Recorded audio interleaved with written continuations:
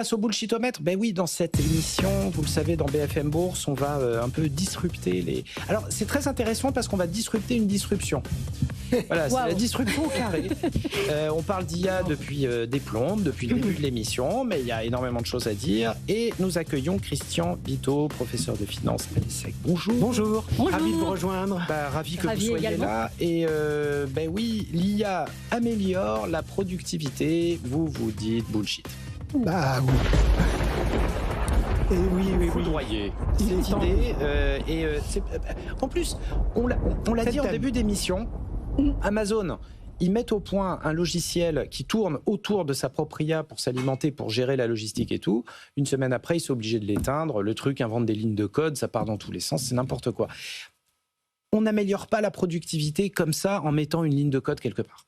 Ça va prendre beaucoup plus de temps. Voilà. Mais c'est vraiment le sujet clé et fondamental. Et comme on a enfin obtenu les chiffres, vous savez que les États-Unis, avec le shutdown, avaient un peu de retard. On va faire le point sur ce qu'on appelle la productivité. C'est un sujet clé.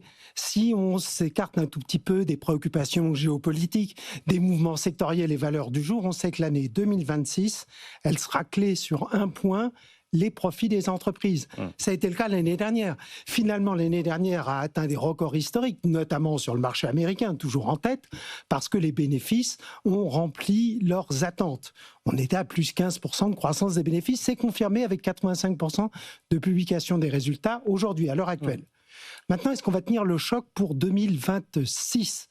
C'est loin d'être gagné. Aux États-Unis, les attentes bénéficiaires sont encore à un niveau de plus 14,2%, si on veut être précis. En Europe, c'est encore pire. On est actuellement, il y a peut-être un petit excès, à plus 16% d'attentes bénéficiaires. Parce que finalement, l'année dernière, on aura fait sur le stock 300, 0% de croissance des bénéfices, si j'arrondis le chiffre. Rien. Et donc, on attend avec un effet de marge une progression de plus de 15% des bénéfices. Et pour obtenir de tels chiffres, il faut de la croissance. Ça, les sujets macroéconomiques vont certainement énormément jouer, mais il faut aussi des profits des entreprises. Ouais. Et les conditions de profitabilité sont liées donc à la productivité. C'est pour ça que je voulais traiter ce sujet aujourd'hui, parce qu'on retrouve enfin dans la productivité l'apport de l'intelligence artificielle. Alors Christian, justement, je vais me fier à votre statut de professeur de finance. J'ai envie d'avoir un cours aujourd'hui. Comment on mesure cette productivité ? C'est quoi la productivité ? Ça sera très rapide comme cours, parce qu'on a l'impression que c'est une notion totalement abstraite, difficile à mesurer ou par sondage. Non, en fait, c'est un calcul de comptabilité nationale hyper simple. On prend tout d'abord la valeur ajoutée d'un pays, son PIB, tout ce qu'on a produit, et on le met en rapport avec le nombre d'heures travaillées. Donc il faut attendre le PIB, c'est pour ça que ça prend toujours un peu de retard. Il faut attendre le nombre d'employés, que multiplier les heures travaillées. Mais ensuite, ça donne un calcul très simple. Si par exemple, une année, on constate qu'une heure de travail, en moyenne sur un pays, permet de produire $100, mettons. Si l'année d'après, la même heure de travail permet de produire 102, eh bien, on a une amélioration de la productivité de plus 2%. Donc, en fait, c'est un calcul très simple, qui est tout à fait concret. Il suffit d'avoir les bons chiffres, de les attendre en comptabilité. On mesure très précisément la productivité d'un pays.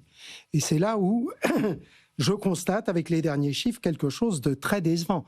Ça fait 2 ans qu'on parle de la révolution de l'IA. Dans les chiffres de productivité, on ne voit quasiment rien, puisque la productivité, l'année dernière, sur 12 mois écoulés aux États-Unis, a progressé de plus 2%. Vous allez me dire, c'est bien, plus 2%, mais si je prends la moyenne depuis 2015, je l'ai recalculé moi-même à la main, la moyenne depuis 2015, c'est plus 1,76. Alors oui, quand même, il y a un tout petit mieux. Mais si on regarde la zone euro, plus 1,1% de gain de productivité. Si on regarde le Japon, plus 1,1% de gain de productivité. Pour la Chine, on n'a pas les chiffres. Enfin, ça semble très modeste. Commence. Il y en a qui sortent, mais il faut décortiquer. Il faut décortiquer, les prendre avec des pincettes. Déjà, il y a peut-être j'espère qu'il n'y a pas trop d'erreurs dans les calculs du Bureau of Labor Statistics aux États-Unis, puisque ça dépend donc du nombre de personnes employées. On sait qu'ils se sont trompés sur les nouveaux emplois l'année dernière de 800 000 postes tout de même. Bon, j'espère que les chiffres sont bons tout de même, corrigés de ceci, mais pour le moment, ils ne montrent pas de révolution. Bon, l'IA améliore rien, en gros, c'est un mirage ?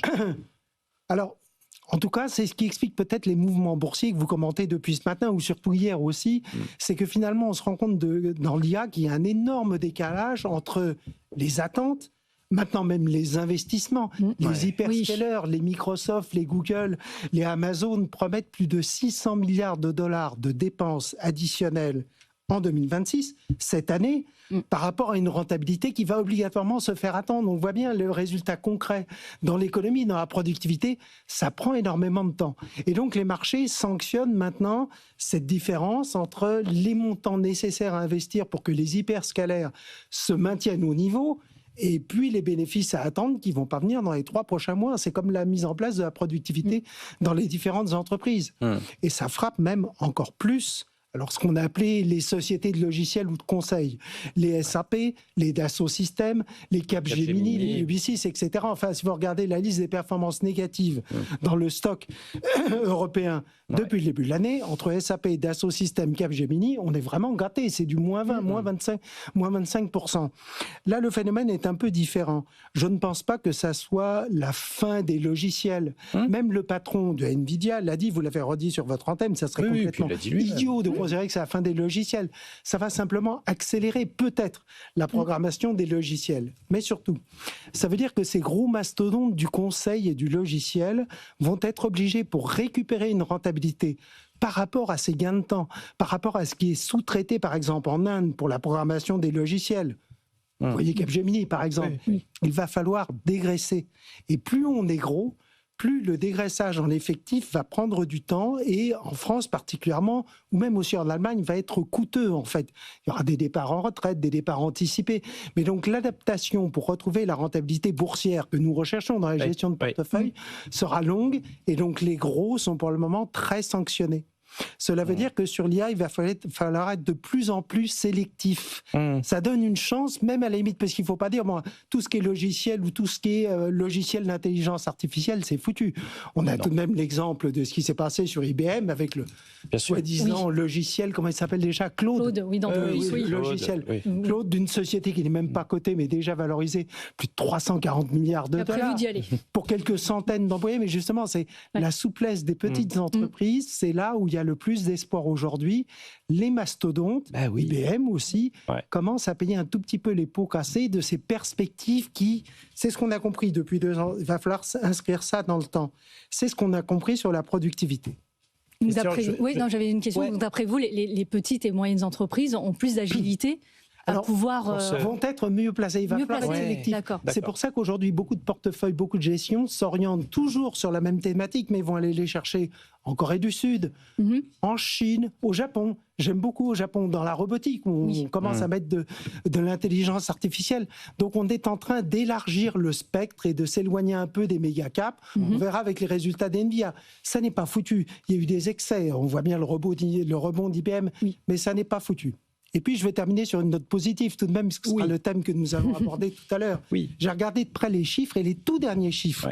Je vous ai dit, il n'y a pas de gain de productivité, on a les tout derniers chiffres pour les États-Unis. Pour une fois, un trimestre, du trimestre 2 au trimestre 3 de l'année dernière, qui sont la dernière mesure, parce qu'il fallait le PIB, ça s'est un peu amélioré. Gain de productivité exprimé en rythme annualisé, puisque c'est la tradition américaine. Plus 4,9%. Donc, plus rien à voir avec mon plus 2%, un chiffre réalisé. Donc, il semblerait qu'il y ait une pointe, que ça commence enfin à venir, ce qui laisse un espoir à mes propos. Je disais, l'IA, c'est foutu, ça n'a rien rapporté. Ça commence à bouger un petit peu. Dans le détail de ces 4,9%, on voit, et je suis bien placé, puisque j'y travaille chez Swiss Life, chez sa banque privée, gestion privée, on commence à voir beaucoup d'apports de gains de productivité avec l'intelligence artificielle dans les services financiers, dans les services bancaires, dans la gestion. Parce que ce chiffre de 4,9 est une moyenne entre les services où on a plus de 5% de gains de productivité et l'industrie manufacturière américaine, en tout cas, parce qu'il est pour les États-Unis, qui est toujours en retard aux environs de plus 3%. Donc ça va prendre du temps, mais les services, ça va vite. Christian Vito, tiens, je voulais vous montrer un truc, c'était sur Twitter hier. En fait, dans les années 80-90, IBM avait sorti un objet promotionnel qui était assez rigolo, c'était un vieux boulier, derrière une plaque de verre, avec marqué dessus « Le jour où IBM calanche », briser la vitre, il vous restera ça. Et en fait, il y a quelqu'un qui a tweeté ça hier quand IBM perdait 13% en disant va falloir briser la vitre parce qu'il est parti à la flotte. Et en fait, pas du tout. IBM rebondit de 5%. Et voilà. On réduit les dégâts et puis tout ça va se normaliser. Christian Bito, vice-président de Swiss Life Gestion Privée.